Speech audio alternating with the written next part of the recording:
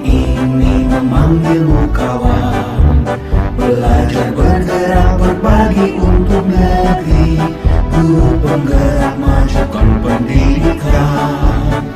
Guru penggerak menghamba para murid, kreatif rancang pembelajaran. Hargai potensi, tingkatkan prestasi, lahirkan profil pelajar Pancasila. Belajar bergerak berbagi untuk negeri, kita menjalin kolaborasi. Belajar bergerak berbagi untuk negeri, demi bakti pada Ibu Pertiwi.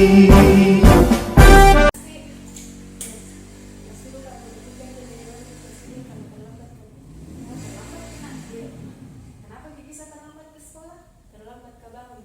Terlambat ke bangun. Apa yang dilakukan di malam hari sehingga terlambat ke bangun? Tidak ada. Tidak ada sih, nggak ada TikTok. Tidak ada. Jangan main HP. Kira-kira perbuatan Asti ini benar atau bagaimana? Tidak benar. Tidak. Kalau tidak benar, apa yang harus dilakukan? Supaya tidak terlambat bangun. Oke, jadi pasti bilang supaya cepat ke sekolah itu cepat tidur, baru cepat bangun ya. Apa betul itu yang akan dilakukan Asti ke depannya? Iya. Jadi besok-besok tidak lagi ya. Iya. Jadi berharap ini yang terakhir kalinya Asti terlambat ke sekolah ya nak. Asti bisa kembali ke kelasnya. Waalaikumsalam warahmatullahi wabarakatuh. Alhamdulillah rabbil alamin. Asyhadu an la ilaha illallah wa asyhadu anna Muhammadan abduhu wa rasuluh. Allahumma shalli ala sayyidina Muhammad wa ala alihi wa sahbihi ajmain. Ibu-ibu yang dirahmati Allah, marilah kita mengucapkan puji syukur kehadirat Allah Subhanahu wa taala karena berkat rahmat dan hidayahnya sehingga kita masih bisa ketemu lagi di tempat yang tidak asing bagi kita semua, yaitu ruangan guru yang sangat diberkahi. Sholawat dan salam kita aturkan kepada junjungan kita Nabi besar Muhammad Sallallahu Alaihi Wasallam, karena berkat beliaulah sehingga kita mendapatkan nikmat iman dan Islam sebagai agama yang benar. Jadi ibu yang dirahmati Allah, insyaallah hari ini kita akan mengikuti paparan praktek baik dari saudari kita Ibu Sahri Mulyani Masri dalam rangka kegiatan program CDP, yaitu berbagi praktek baik. Mudah-mudahan dengan berbagi praktik baiknya oleh Ibu Sari ini menjadi penyemangat kita juga untuk mengikuti jejak beliau, sehingga kita bisa lulus ke depannya untuk CGP dan bisa berbagi praktik baik ke teman-teman yang lain kelak, insya Allah. Ya, untuk menghemat waktu saya persilakan kepada beliau Ibu Sari untuk segera memulai paparannya mengenai aksi nyata berbagi praktik baik. Silakan. Assalamualaikum warahmatullahi wabarakatuh. Waalaikumsalam warahmatullahi wabarakatuh. Saya ucapkan banyak terima kasih untuk kesempatan dan waktu ini diluangkan. Yang terhormat Bapak Ibu yang hadir pada ruangan ini. Hari ini saya akan memaparkan terkait dari program CGP, proses pembelajaran yang saya dapatkan selama 2 bulan terakhir ini.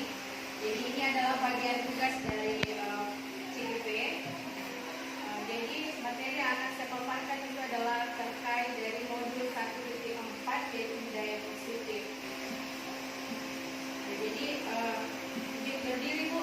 Jadi tujuan dari pendidikan itu menurut ajaran Dewantara adalah menuntun segala kodrat yang ada pada murid agar mereka dapat mencapai keselamatan dan kebahagiaan yang setinggi-tingginya, baik sebagai manusia maupun sebagai anggota masyarakat. Jadi di kita sebagai pendidik dimohon dan diminta diharapkan untuk menuntun dan mengarahkan anak didik kita itu sesuai dengan kodrat dan zamannya. Jadi untuk kata poin kodrat artinya apa yang ada pada diri anak kita, apa yang anak kita miliki terkait dari bakatnya, potensi yang dia miliki pada dasarnya, kita diharapkan untuk membimbing dia, menuntun dia untuk mengembangkan bakat yang ada. Jadi kalau untuk poin kata saman kan selalunya ada perubahan yang terjadi dari zaman yang dulu dengan zaman yang sekarang. Jadi proses pembelajaran itu menurut dari Ki Hajar Dewantara, jangan pembelajaran di zaman yang dahulu itu yang kita terapkan di zaman yang sekarang, karena karakter dan proses pembelajaran yang anak-anak kita akan hadapi itu berbeda dari zaman yang dulu dengan zaman yang sekarang. Makanya Ki Hajar Dewantara itu meminta dan mengharapkan kita semua, dia berfilosofi bahwa seorang guru diharapkan untuk menuntun anak didiknya itu sesuai dengan kodrat dan zamannya. Jadi itu tujuan dari pendidikan Ki Hajar Dewantara. Terus terkait dari modul ini budaya positif di sekolah. Budaya positif di sekolah itu yaitu nilai dan kebiasaan sekolah yang berpihak pada murid agar mereka dapat berkembang menjadi pribadi yang kritis, penuh hormat, bertanggung jawab dengan sesuai profil pelajar Pancasila. Jadi kita kan sudah ketahui bersama ya Bapak Ibu guru semuanya bahwa profil pelajar Pancasila itu mulai dari beriman dan bertakwa, kritis, mandiri, inovatif, berglobal.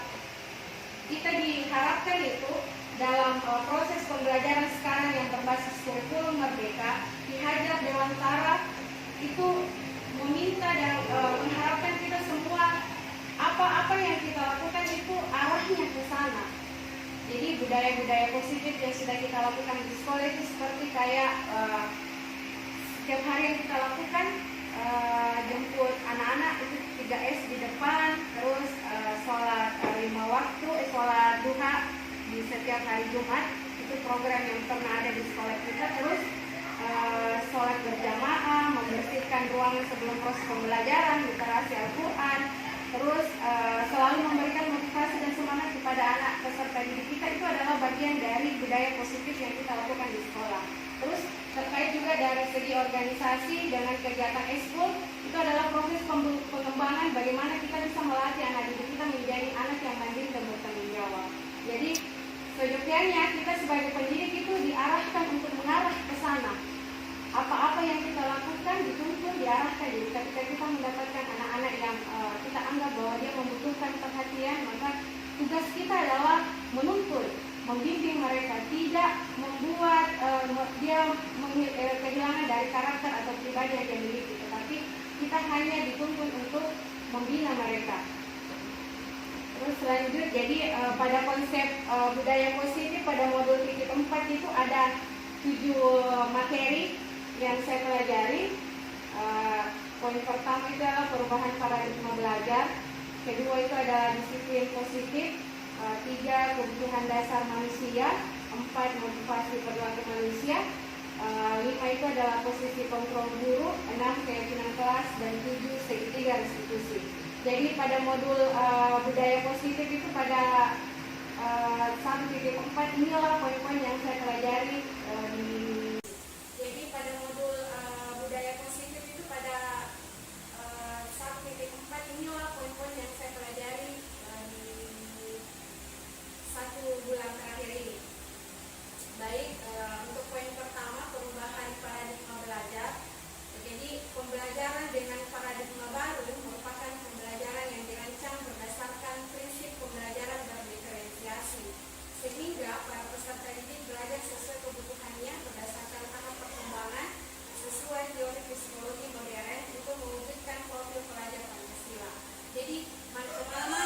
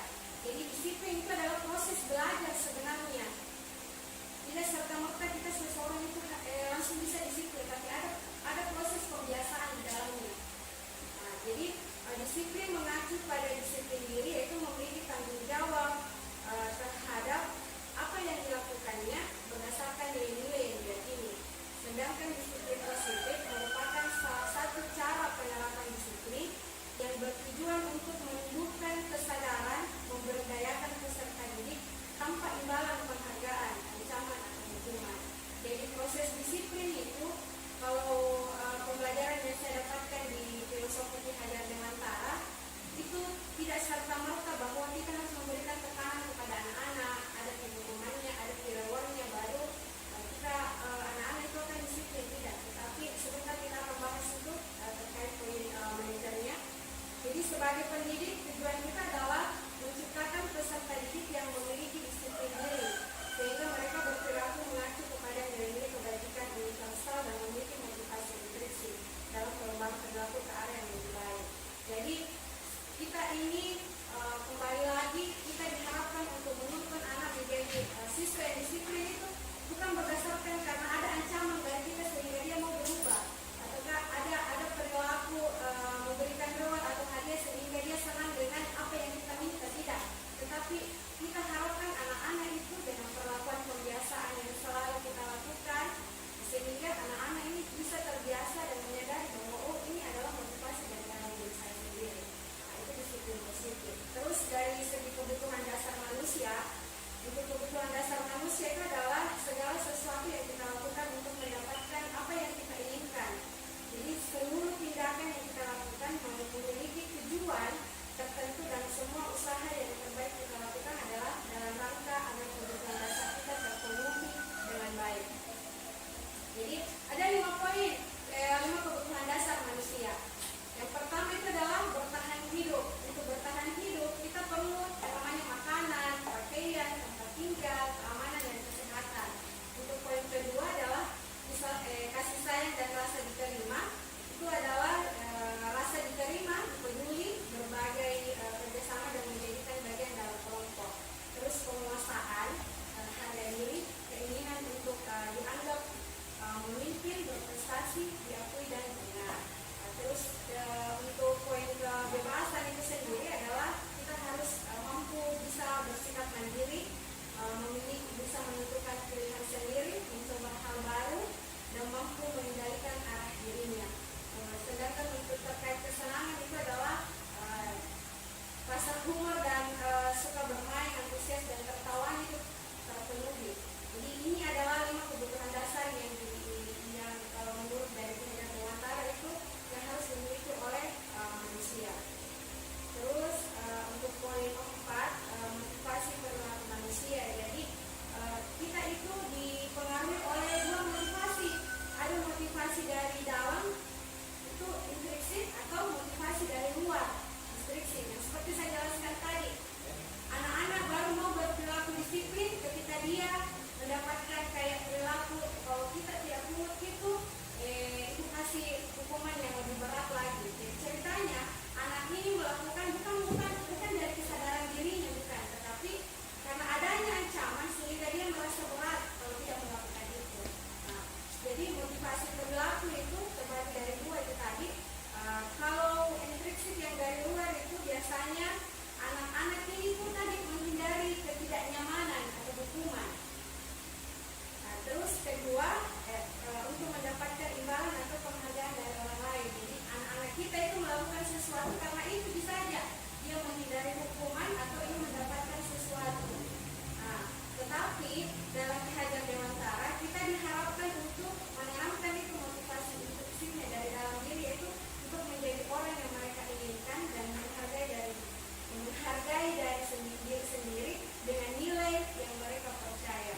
Jadi untuk tercipta ini perlu ada peran kita sebagai guru, pendidik, menuntun anak-anak kita untuk menyadari hal itu. Jadi ini adalah PR besar bagi kita semua, bagaimana anak-anak kita itu melakukan perilaku berdasarkan dari dirinya sendiri, bukan dari orang lain atau ada ancaman atau ada imbalan sehingga dia mau melakukan itu. Itu adalah motivasi perilaku manusia. Jadi 5 posisi kontrol guru.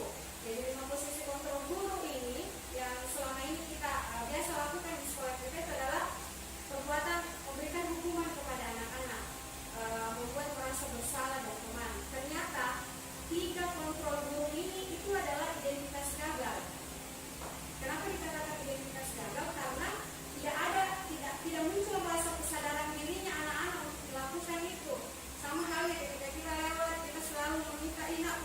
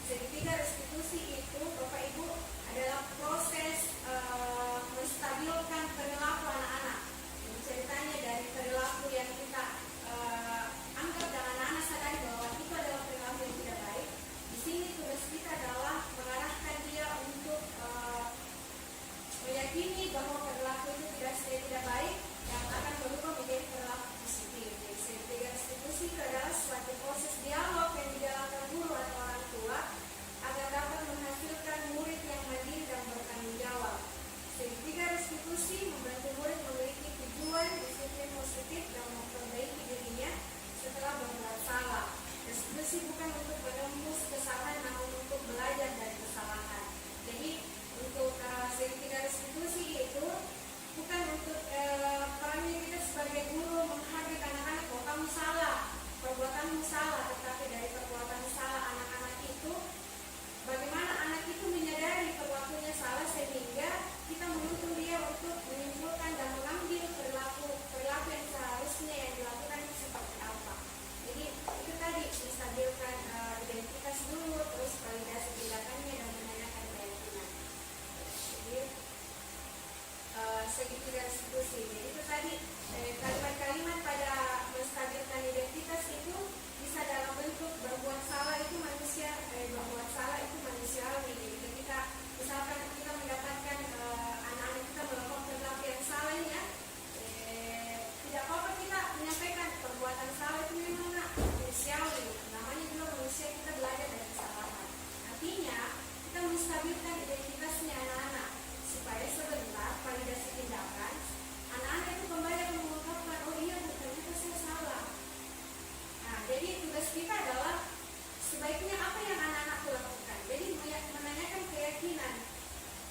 Jadi bukan dari kitanya anak-anak itu melakukan sesuatu, tapi dari dirinya sendiri saya seharusnya berperilaku seperti ini.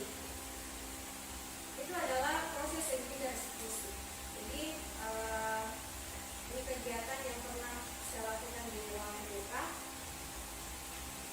Saya rasa untuk materi keyakinan modul 1.4 budaya positif itu yang saya sampaikan. Kurang dan lebihnya mohon dimaafkan. Saya kembalikan kepada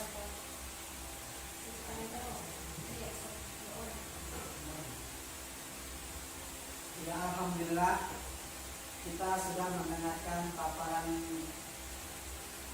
berbagi praktek baik bagi desa ini. Itu sangat menarik sekali bagi kita.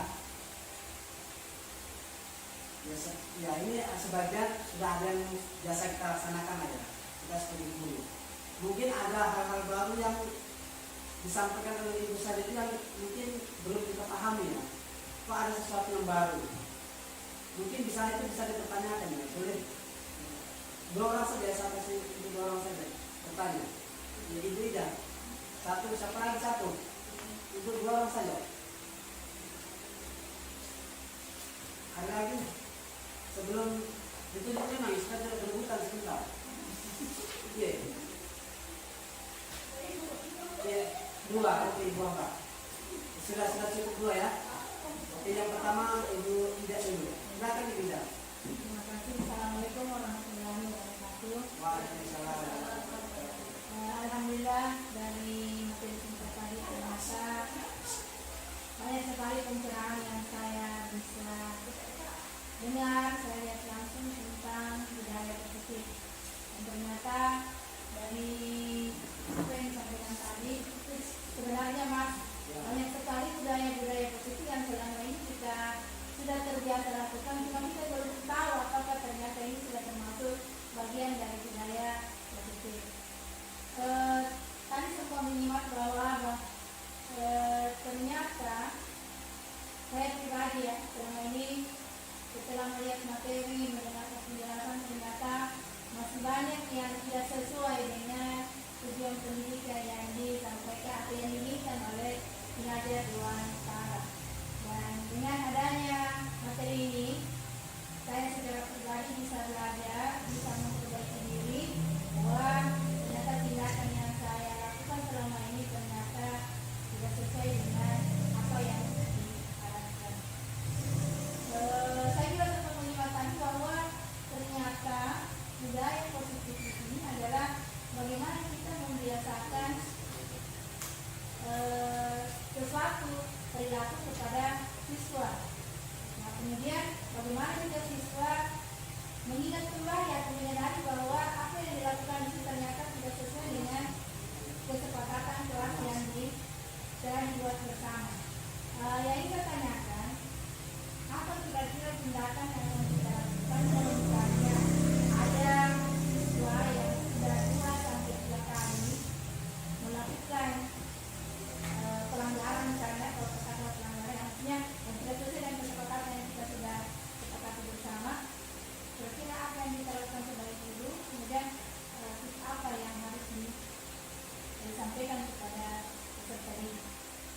ibadah. Terima kasih Bunda. Mungkin satu-satu dulu menjawabnya, jangan langsung dua itu dulu Pak. Silakan kepada Ibu saya untuk menanggapinya. Baik, terima kasih Bu untuk pertanyaannya. Jadi pertanyaan yang saya tangkap itu adalah bagaimana kita menangani siswa ketika siswa tersebut melakukan pelanggaran yang berulang. Di sini dalam pengajaran pengajaran dewantara itu, makanya kita dituntut untuk memahami segitiga restitusi. Jadi segitiga restitusi inilah yang akan menjadi acuan kita untuk proses bagaimana kita bisa mendidik anak kita untuk tidak melakukan perbuatan yang sama atau perilaku yang menyimpang. Jadi ketika kita menemukan anak-anak kita baik di dalam kelas maupun di lingkungan sekolah kita melakukan yang kita anggap bahwa itu adalah perilaku yang tidak baik, perilaku negatif, maka sebaiknya kita ajak anak kita untuk melakukan segitiga restitusi. Itu tadi yang menstabilkan identitas, terus validasi tindakan yang salah dan menanyakan keyakinan. Jadi untuk menstabilkan identitas itu pun ketika kita menemukan anak-anak yang bermasalah, kita dulu di sini diminta untuk menstabilkan perasaan yang sebenarnya anak-anak. Kita arahkan anak-anak supaya dia sadar bahwa perilaku yang dia lakukan itu tidak benar, itu tidak sesuai dengan keyakinan. Kalau misalkan kita sudah melakukan keyakinan kelas ya, itu tidak sesuai dengan keyakinan kelas yang kita buat bersama. Jadi ketika anak-anak sudah mengakui sendiri kesalahannya, kita memvalidasi tindakan yang salah. Kita ajak anak-anak untuk bercerita kira-kira dengan tindakan seperti itu, apa dampaknya, apa perilaku yang bisa mengakibatkan anak-anakku nantinya ketika itu terus akan berlanjut dan berulang terus dilakukan. Jadi kuncinya di sini adalah kita itu tadi, tugas kita itu pun sebenarnya hanya menuntun, mengarahkan dan membimbing. Ada kemarin itu saya pernah mendengar begini kita penyampaiannya Fasilitator Papua bahwa itu siswa ibaratnya kertas kosong yang sudah ada nih tulisannya tapi dia masih sama-sama. Dalam tulisan itu, dalam gambar itu ada dua perilaku, ada perilaku positif dan ada perilaku negatif. Yang perilaku positif inilah yang kita harapkan itu yang ditebalkan. Sehingga anak kita bisa menjadi masyarakat yang sukses, manusia yang bisa berdiri sendiri dan mandiri, bertanggung jawab dengan dirinya. Tetapi tidak menutup kemungkinan si A ini juga memiliki perilaku negatif. Inilah peran kita menjadi guru, bagaimana kita mengarahkan anak-anak ini yang perilaku negatif itu disamarkan dengan cara itu tadi melakukan kegiatan restitusi. Jadi sebenarnya kita meskipun kita sudah melakukan melihat anak-anak tidak ada kata istilahnya dalam menghadap dewantara itu pun kita tidak perlu bosan untuk menuntun anak kita ke arah yang lebih baik, karena ibaratnya kalau kita itu tulisan yang dalam kertas yang kosong ini tebal, meskipun dihapus dia akan masih nampak kelihatan, tetapi tidak tebal gitu, karena kita selalu memberikan yang pengarahan, dibimbing anak-anak, diingatkan sampai akhirnya akan tumbuh kesadaran sendiri pada dirinya bahwa ternyata apa yang disampaikan oleh Bapak Ibu itu benar. Sebaiknya memang sekarang seperti itu. Jadi kita itu manusia memang sudah ada nih, kan istilahnya itu yang dewantara ada di diri perilaku yang memang positif dan negatif. Tetapi yang diharapkan itu adalah perilaku positif yang ditebalkan, perilaku negatif itu yang disamarkan pun. Karena meskipun kalau misalkan sudah dilakukan dan kalau tidak diarahkan, tidak dididik anak-anak untuk merubah dirinya, maka itu akan menjadi kebiasaan dan justru potensi positifnya itu akan sama-sama dan negatifnya dia akan makin tebal. Itu maksudnya kita dewantara. Jadi kita diminta untuk menuntun anak-anak. Kalau misalkan kita melihat perilaku yang tidak baik, itu tadi diingatkan ke anak-anak untuk kembali menyadari perilakunya dan kembali ke perilaku positif. Itu dari saya. Alhamdulillah, terima kasih Ibu Syari. Ibu Syari memaparkan bahwa di untuk mengatasi masalah siswa yang bermasalah yang berulang.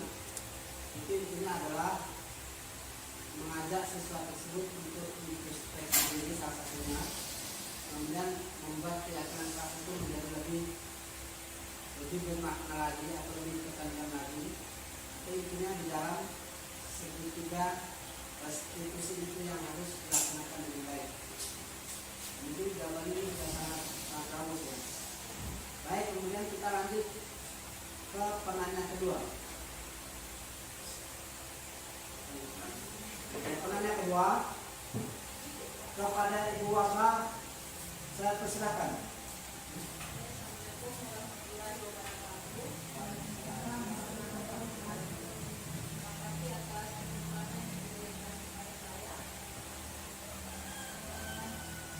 Dari pemaparan Ibu Seri tadi, yang alhamdulillah banyak yang dapat saya pelajari.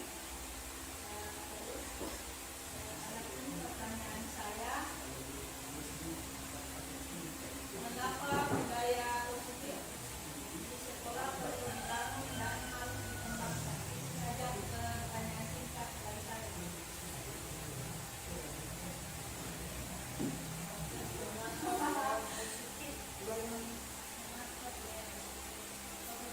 Mengapa budaya positif perlu dibangun dan dikembangkan di sekolah? Terima kasih Ibu Waka ya. Ya, pertanyaannya sangat romantis sekali, yaitu perlunya budaya positif dikembangkan di sekolah.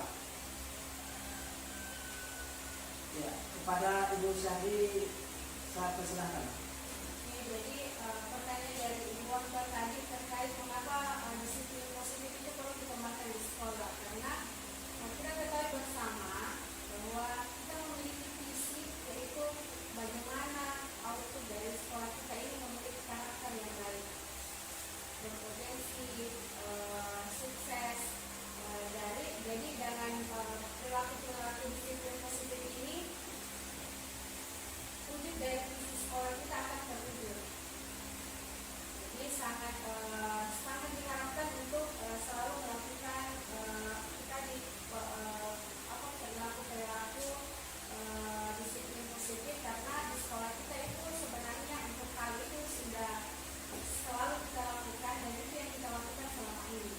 Jadi untuk bagaimana anak-anak peserta didik kita itu memiliki karakter sesuai dengan proyek kelima pelajar Pancasila. Ya, itulah tadi jawaban dari Ibu Sari Mulyani mengenai pentingnya budaya positif dikembangkan di sekolah, yaitu salah satunya itu untuk mewujudkan visi misi sekolah.